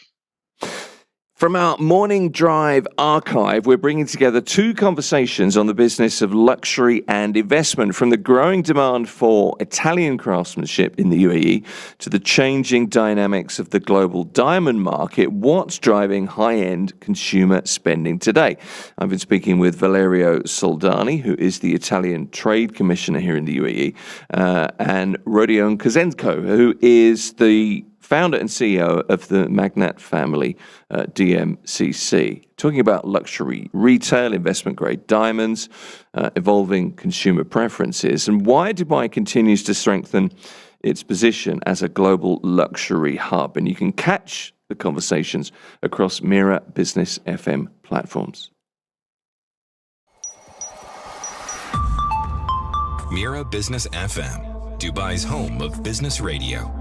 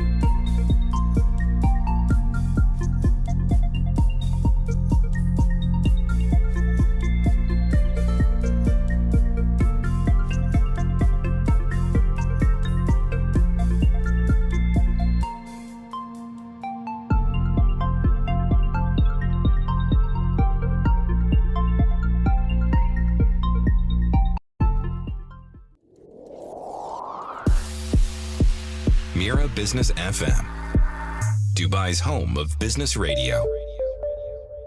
This is Mira Business FM. It's the morning drive. Car ownership now, which has long been seen as a necessity, particularly here in the UAE. We are a car country, there's no doubt about that, but it's starting to change. New data shows more residents are choosing car sharing as cities are expanding smarter transport options, and people are beginning to rethink urban mobility. Joining us on Luxury Breaks with a difference this week is Hasib Khan, who's the founder and CEO of UDrive, here to talk about why demand for shared mobility is accelerating, whether owning a car still makes financial sense, and what the future of getting around the UAE could look like as well. So lots to talk about. Hasib, nice to see you. Good morning, Tim. It's been a while since we've seen each other, so you're very welcome. Latest figures. Residents now make up 90% of your customer base. So things are going well. You're smiling, which is always a good sign. What's driving that shift? We've been observing the bigger part of our customers being residents the whole time since the very beginning. Main reason for that is that car sharing globally has been always observed as an option for residents to be more flexible, to have the type of car that you actually need that day, right? If you're going to the beach, you might be very excited to have a convertible car. If you're going for shopping, you might want a bigger car, right? If that's furniture or something else. And since it meets all your purposes and is always available in front of your door, it's a really good option for residents. But tourists are also, of course, always excited to use that service, again, because it's not a commitment for 7 days. You don't need to arrive at the airport and get the car and then you're stuck with it for 7 days. But you can decide these days when you're not at your pool, not in your hotel, to then go and take a car for a day, for a few hours or whatever you want. And that gives the flexibility. The number is being now strongly observed because the number of tourists have reduced, and now people see that UDrive is performing still very well, and that's why they're wondering how it can be, and that's why everybody's now focused on the big residential. Well, your model's a bit more kind of adaptable, isn't it? You can just kind of pick up a car, drop it somewhere, and use it for 2 hours. Exactly. If you want. We have packages, 1 hour, 2 hours, 3 hours, 6 hours, 12 hours. For example, if you want to go for 6 hours, you pay 99 dirhams, and that includes fuel, it includes parking. You can park wherever you want within the zones that we're paying for. Yeah. It's shown on the app, and you go to any petrol station and they'll refuel your car. You don't need to pay anything. And the best part of it is that after 6 hours, you just end your trip wherever you want, in front of your house, in front of your apartment, and you're done. Exciting is that the same thing works for 12 hours at 129 or for the whole day at 149. So it's very, very cheap, at the same time very convenient. It must have been a hell of a risk when you started, wasn't it? And I remember you kind of kicking off years ago and talking to you around that time. But it's gone pretty well. Yeah, super convenient, like everything on apps. It is. But what was really tough in the beginning was to decide what's the entry point, what's the price that you need to offer, and will that make you enough money to pay the car, the fuel, the parking, and everything that you need to pay for? Yeah. Because when we started at 50 fills per minute, and then had the daily prices and everything. And when scooters started, the electric scooters that you see there, came quickly you pay more than 1 dirham a minute. So I bring a car that costs, let's say, around 70,000 dirhams or 100,000 dirhams, and I give it to you at 50 fills, and scooters come around at 1,500 dirhams and charge you 1 dirham per minute. So it was very tough to find out where is the right price and what's the right income and how many people will actually use it. Because car sharing only works if enough people have access and use the car, and you get paid for it. Yeah, you need critical mass, don't you? It's very... Was it one of those moments when the scooters came along? Exactly. I mean, the thing is, for years, the sort of prevailing wisdom in the Emirates was, or has been, that you can't survive without owning a car, because we're very much car culture, right? It is, I mean, obviously. So there's a shift happening, I think, in consumer behaviour right now. People are starting to drift away from sort of the traditional ownership models, the 4-year loan, the 5-year loan. Exactly. See, there are people in the country that live here or work here that have different usage behavior. There, for example, people that are traveling quite a lot, like people that work as cabin crew and other jobs that are requiring you to travel, business people as well. Yep. That limits you to the number of days that you actually need a car. So when you own it and you pay for the insurance for the whole year, you pay for everything the whole time. It's very inconvenient. It doesn't make sense financially. And in our case, you can just basically choose the number of hours, number of minutes, the number of days that you want to drive. We have weekly packages. We have also monthly packages. A lot of our customers, the retention is very, very high. And now people that are basically maturing out of the daily and hourly packages, they come and take a car for a whole month without fuel and parking included, but very, very cheap. And we're known for a very, very good service. We are making sure that you get somebody on the phone within 10 to 15 seconds. You can speak to someone if you have an emergency or not, if you have questions. We're making sure that there is a car within a certain radius, which is around 200 to 300 meters from the place you are. Mostly, it's in very urban areas. It's very much closer. It's less than 50 meters away. But we're always trying to come closer. We're analyzing data. There's a lot of very interesting stuff that we can see. By the app opens, when people open the app and search for a car, we know exactly on Monday at 2 p.m. how many people are opening the app in a specific area, and we make sure that on Monday at 2 p.m. we have enough cars in that area answering the demand. And you've learned the lessons over how old do you drive now? How long have you been doing it? 10 years. Yeah. Okay. So all the lessons have been learned. So now it's just refining the proposition, I suppose. Exactly. So customer service becomes key. It's a key. People are paying for the service, and in this country, excellence is key. Excellence means clean cars, good quality, and a good customer service, and that comes with many things. You need the car to be close enough. You need the car to be washed inside and outside. It's a community thing. People also need to make sure that they don't leave their trash inside the car. And we have even customers that take the trash of others out of the car if there is some. We have people that feel really responsible. They feel as part of it, and we love that. We've got smart transport options expanding, residents increasingly opting for car sharing. But how far are we really? You're in this game, if you like. How far are we from Dubai reaching a point where owning a car isn't the default for a resident? There's something about having your own vehicle, obviously, for lots of us. I'll give you an example from Berlin. Berlin is right now, in Berlin you have between 100 to 200 meters, either a bus stop or a train station away from you, especially in the center. Yeah. And we still have over 10,000 cars in Berlin operating and car sharing. So it's not anymore about how the development and everything. It's more about the availability of those services, and it's more about people now becoming more convenient. It's the same thing, like you could compare it to Netflix or other subscriptions that you have. People want to choose themselves what they want to go for, what they want to drive, and they want to be very flexible. So it's a behavior change more than a change in terms of what is being offered. And of course, it's a key thing that there are enough cars in car sharing on the road so that people can rely on it. You cannot be relying in a city of let's say, Sharjah or Ajman on 50 to 100 cars across the entire city. There needs to be over 1,000 cars around so that a lot of people can rely on it. You want to come out in this heat and have a car and not search for it. Yeah, for sure. I mean, I'm just thinking, I've seen you drive cars around. You have, I think, a pretty strong brand. But how many people would maybe look at your proposition, not for a utilitarian vehicle, to move furniture or to get the shopping home or just to get around the city for a day? How many people are like, I'm going to try out a Mustang today? Do you see a lot? Oh, yeah, it's a big... I would have thought you do. It's a huge case. I've had somebody that had owned two cars, and was a friend of mine, and he was like, yeah, it's an amazing thing. It's really good, but I have my cars. I don't need it. And I was like, okay, nice, that's fine. And one day he calls me and says, hey, Hasib, I just tried your service and so on, and it's so amazing. And I said, why did you use it? He said, my son wanted to go to the beach, and the two cars that we have, they're both big and ugly and not the no. Big and ugly.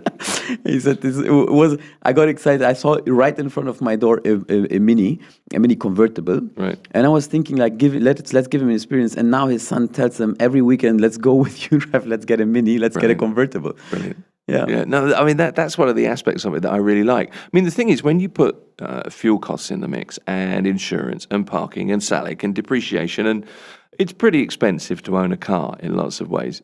Convenient but expensive. So does it really make financial sense? It's the same thing. What I said, I compared it before to Netflix. It's the same thing. A movie, making a movie or making a lot of movies is very, very expensive, right?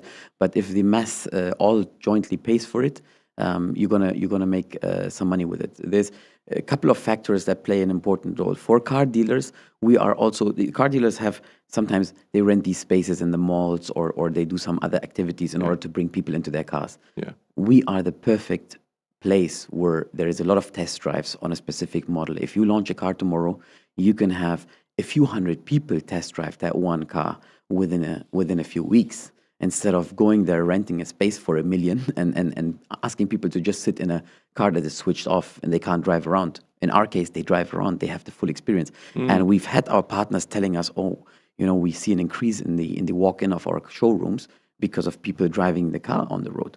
So that's a huge benefit. That is something which is being then, of course, supported by the car manufacturers, because they want the cars to be on the road. On the other side, you have the mass then, of course, sharing these cars and paying really, really well. The best way to explain it, how it really financially makes sense, I'll explain it to you. There's a car parked in Marina. Tim comes and rents it for 3 hours because he needs to go to the mall and goes back home. Then you have the other guy that has his meetings and all that stuff, and he's done in 6 hours. And then the next guy comes and rents it for 12 hours. So I have 3 rentals the entire day, and I have enough to pay the fuel, the parking, and everything, and the car. And all of you are very, very happy because all of you saved money, and I still made money.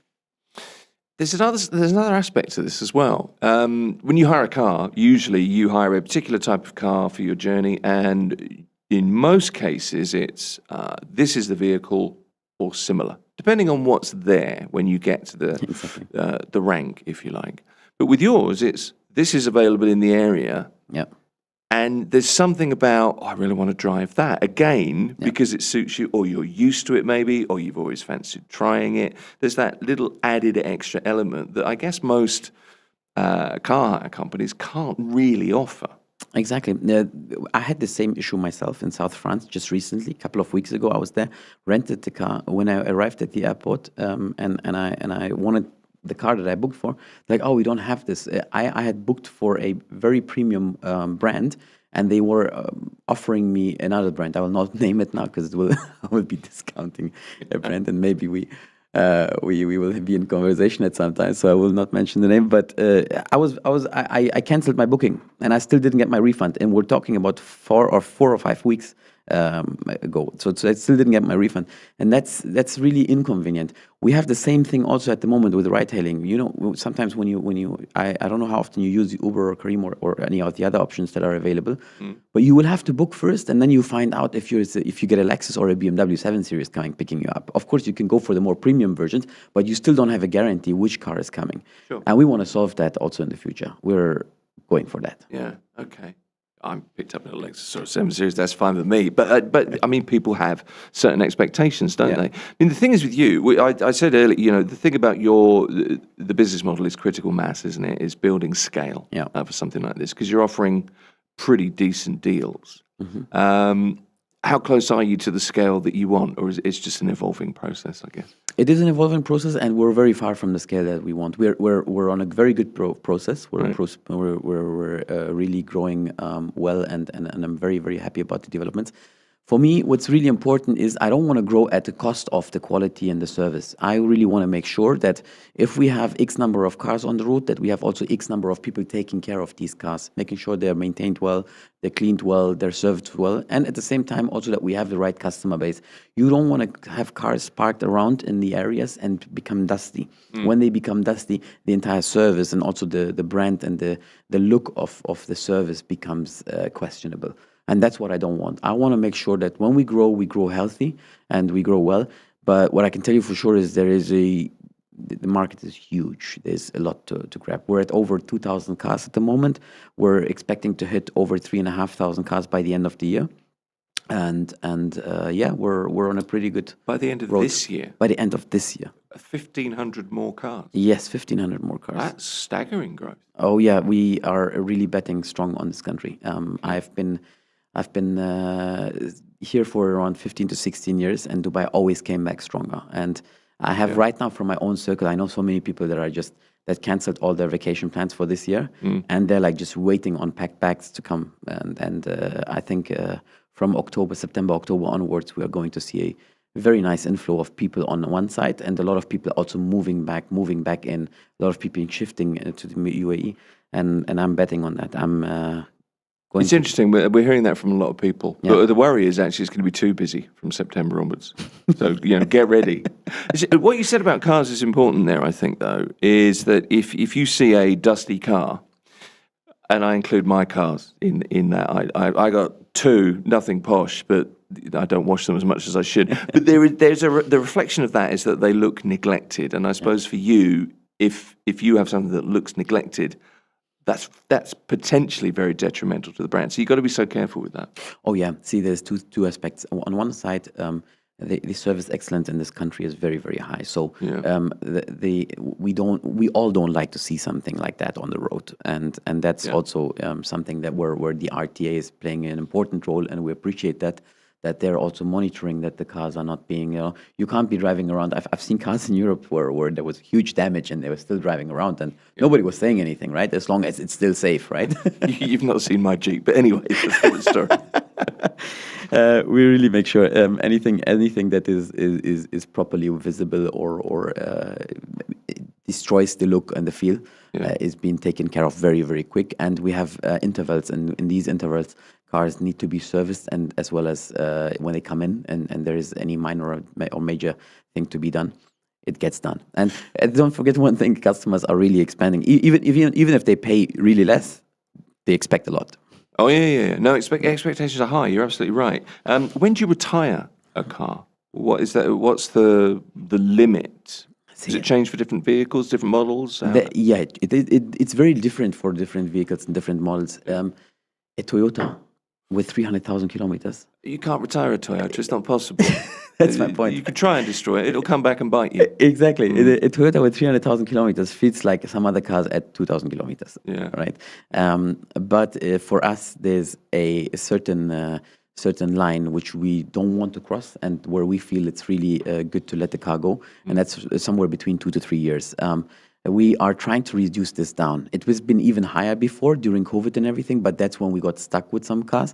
But at the moment, right now, we're really trying to reduce this down to closer to between 1 to 2 years. Okay.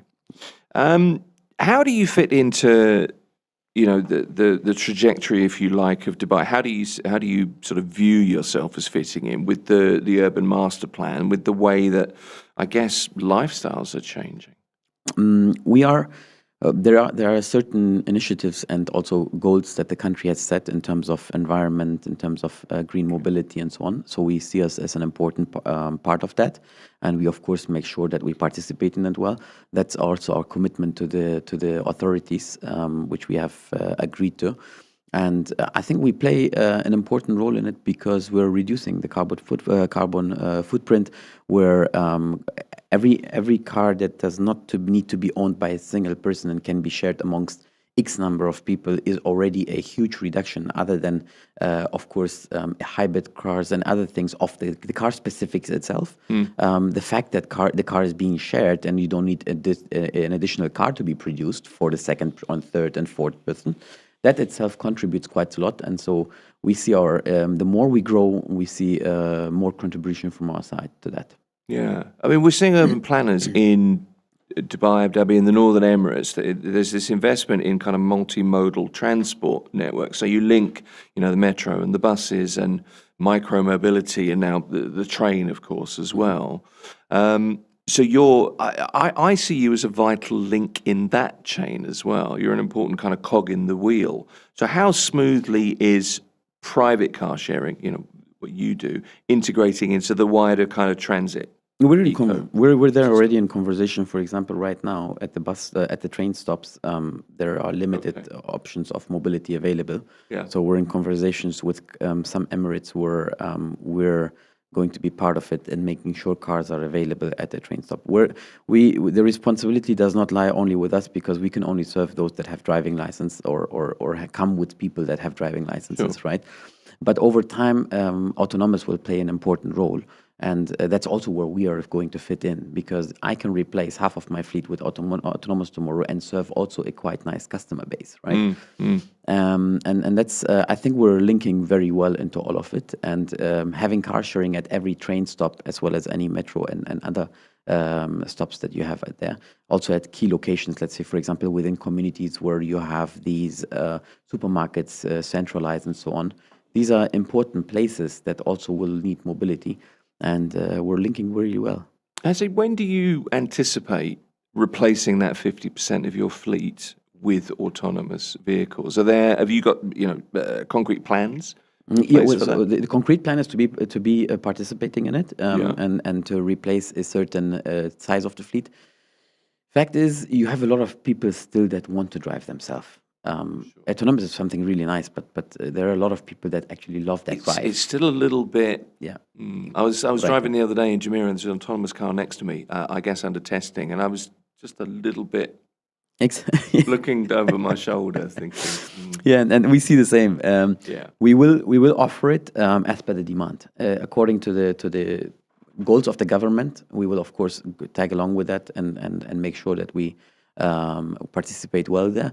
But the demand as well. If people want to be driven and people want to not drive themselves, we are going to participate, and we will also make sure that the proportion is answering accordingly. Let me ask you a little bit about habits of consumers. I'm interested in it. I'm wondering if I've got my stats right here. 45 million kilometers, more than that, your users drove last year. Is that right? That's correct, yeah. That's huge. Yeah, it's huge. So what does that tell you about the way commuting habits are changing? And why is it that customers are clearly staying with shared mobility for longer now. Why is that as well?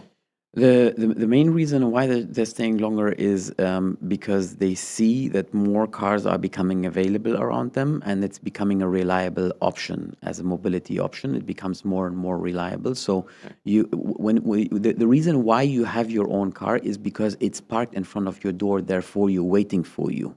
And you wouldn't need to wait for someone else. And when you go to the mall, it's also there waiting for you. Sure, that's the main thing behind it, right? And that's what we have been focusing on over the last couple of years, to come closer and closer to you and be available, so that when you open your app, you find something nearby. And if we don't find it one time, that we try to make sure that next time when you open it, it's available. Of course, we can't guarantee it. But that's one of the reasons why people are now trusting this service more and this type of mobility. On the other side, people it's not just about us; it's also about the behavior that's shifting. People want to be more flexible. They want to just pay whenever they're. The misconception that we have quite huge in this is that people that are using car sharing cannot afford an own car, and that is not true. Over 60% of our customers that we see, and the amount of money they spend, they are definitely able to either rent a car or even buy a car or finance a car. And the amount of money that they spend on our service shows that to us, and that's something that I think plays an important role. Yeah. Okay. Electric hybrid vehicles more common in your fleet. I guess there are some issues with charging, etc. But how important is the electric hybrid vehicle to you in terms of sustainability, but also, as a transport mode? I've been asked this question quite a few times. And I bet, yeah. I just asked the same old stuff. No. The reason why I'm smiling and laughing is because the answer is already in your own head. Right. People, when they're being picked up by an electric car, they don't care if it's an electric car, if it's a Lexus or a Tesla, most of the time. And they just want to get from A to B or get their stuff done. Right. Okay. Right. Important is that you don't get overcharged for it. That's a very, very important aspect. And unfortunately, electric cars are still more expensive, and the infrastructure is not yet at the level that allows us to save money before the electricity rather than paying for fuel. So we can't offer yet a cheaper price on electric. And that is the reason why a lot of people are not really yet at the point to say, oh, yeah, I'll go rather for electric than this one. At the moment, it's not really a hot topic. Really? The only time when it really becomes interesting is when there is additional experience inside the car. Like, for example, people that love to drive a Tesla, that want to try a Tesla because they always heard about it but never sat in one inside. Yeah. That's when the experience of an electric car becomes then interesting, not the saving of carbon, the carbon footprint and stuff like that. No, well, that makes sense. I mean, that's the unique thing, I think. That's the sort of standout thing about your business. I could, I have that. Oh, I'm going to drive that. I've got that choice of something I might not know. There's kind of excitement about that. What are the biggest misconceptions that people still have about car sharing? Like I said before, people think that someone that uses car sharing cannot They afford can't a car. afford it, right. That's not true. We see that from the spending. Yeah. People are by far more conscious. We identify our customers as smart and dynamic, as well as very efficient. This is what we see, how our customers are, the ones that are using our service and going for that. It's really intent in your customers, isn't there? Yeah. I think that's what you're trying to get across. It's the intent that I'm using this for a reason. I don't need to own a car. Correct. It's not a necessity for me.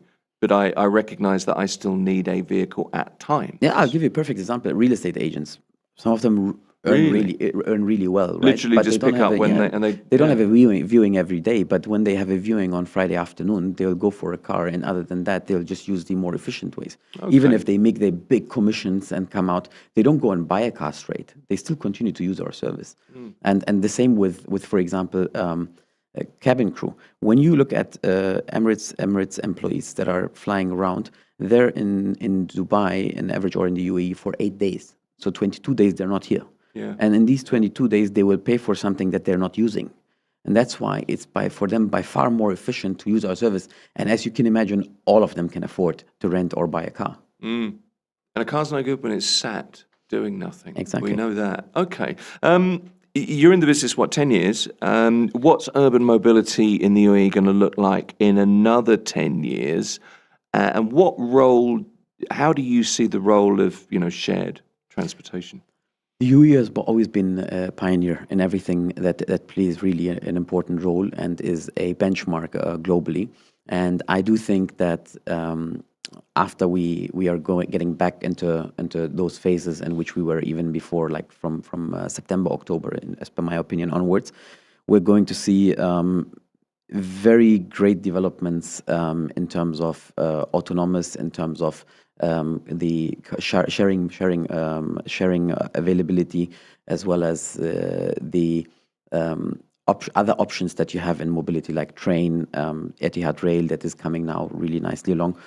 I do believe that with more and more communities being developed right now and coming online, the ones that have been built now over the last 1, 2, 3 years, you will need a better network of transportation. And that has to catch up. Exactly, and that will open up a lot of space for all these transport types to expand and grow into those places. And that is for us a huge opportunity to come there, to be available there and serve that really well. And that, along with all the green mobility part, as well as our environmental goals that the government has set, will be very interesting. Do you know what? It's been interesting talking to you. It's a you. really, really interesting area, I think. That's another edition of Luxury Breaks. We'll be back in August with our next session. We're taking a break for a while. But for now, Hasib Khan is the founder and CEO of UDrive. Thanks for coming in. Thank you very much for having me. Good to see Pleasure you. meeting you. Good to see you again. From our Morning Drive archive, we're bringing together 2 conversations on why Fujairah is becoming one of the UAE's most strategically important hubs. As global trade routes evolve and supply chains adapt to geopolitical uncertainty, what role will the Emirate play in energy, logistics and real estate? I've been speaking with Frank Kane, who's the editor-at-large at Arabian Gulf Business Insights, and AJ Menon, CEO of Lux Vista Properties, about Fujairah's growing importance to global shipping, to energy security, property investment, and the UAE's long-term economic growth. You can catch the conversation across Mira Business FM platforms. Mira Business FM, Dubai's home of business radio.